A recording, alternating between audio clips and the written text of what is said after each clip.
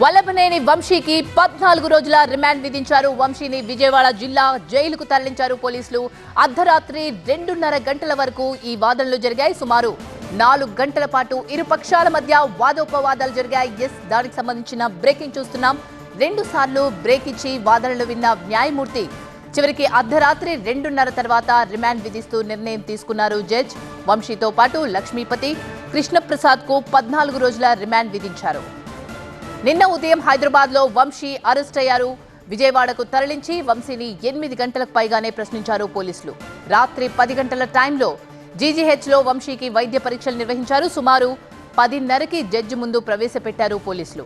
రాత్రి 10:30 నుంచి అర్ధరాత్రి 2:30 వరకు వాదోపవాదాలు జరిగాయి. రిమాండ్ రిపోర్ట్లో వంశీతో పాటు 11 మందిని నిందితులుగా చేర్చారు పోలీసులు. సత్యవర్ధన్ కిడ్నాప్ లో వంశీతో కలిసి 4 ప్రమేయం ఉన్నట్టు పేర్కొన్నారు పోలీసులు. వల్లభనేని వంశీకి నేర చరిత్ర ఉందని, గతంలో 16 కేసులున్నట్టు రిమాండ్ రిపోర్ట్లో ప్రస్తావించారు పోలీసులు.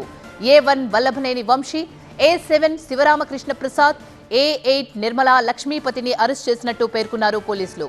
సత్యవర్ధన్ కిడ్నాప్ ఘటనలో విజయవాడ పట్టమట పిఎస్ లో వల్లభనేని వంశీపై కేసు నమోదు చేశారు పోలీసులు.